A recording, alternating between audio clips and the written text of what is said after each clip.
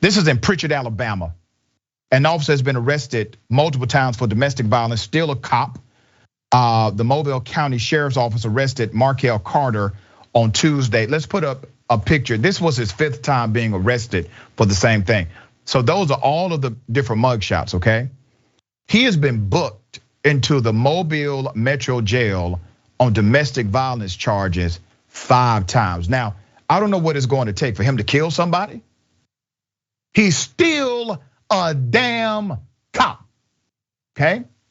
This would not fly in any other industry. The latest incident happened at his Chickasaw home. The victim says while he was on duty, Carter took her phone and began interrogating her. Well, we know where he got the training from. From there, she says, things escalated quickly inside the home. He pushed me up against the wall. He started choking me, and he grabbed her and put her in the air off my feet with one hand, said the victim. Then he pulled his gun on me, put it up to my head, and basically saying he was shooting me in my head. He would shoot me in my head and kill me. Okay, put up the mugshots again. All right, not his first time being arrested in that jurisdiction for domestic violence. He's still a police officer.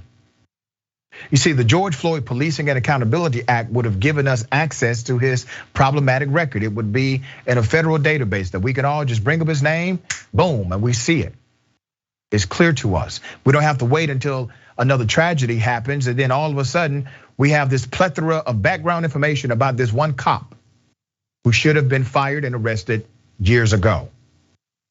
Records show 3 other women accused him of being violent. One stated he viciously beat her in 2019. The victims or complainants in the previous cases either failed to show up for court or came to court and recanted their allegations. And unfortunately, that happens all too often in domestic cases, said Captain Paul Birch. Now, let me explain something about the law.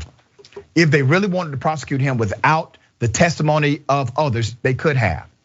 Because there's a separate motion that can be filed in court that allows for testimony to come in without the witness if the witness has been intimidated from showing up to court. But you have to go through a different legal process in order to allow that testimony. And if they're not serious about prosecuting this guy, they will not go through that extrajudicial method. 5 times, still a cop.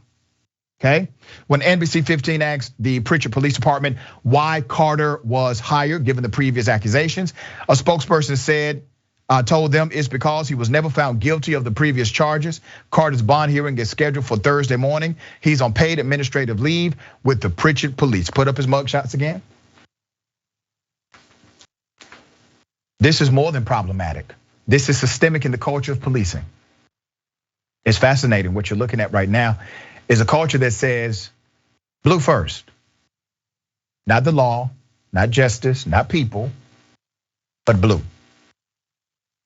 Jayar, thoughts here? Yeah, it's weird because I guess being a cop and a politician, only 2 jobs where you can blatantly outright not do your job and then expect to keep it.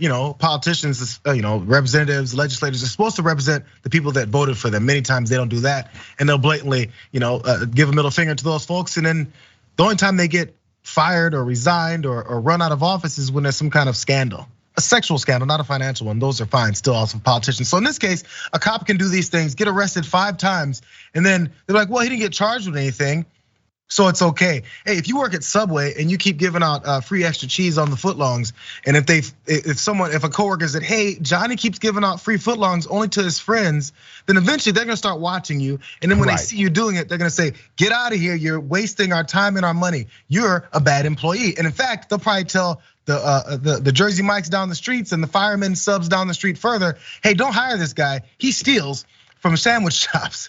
But police officers can assault people multiple times, get arrested, go back to work the next day with their gun on their hip yet again. Yep, all he has proven is that he knows how to beat charges inside of the system he works in. That's all he has proven. And no, there is no rule that says he must be convicted in order to be removed or fired. There is no rule that says that they can fire him based on the information available. They do not have to wait on adjudication.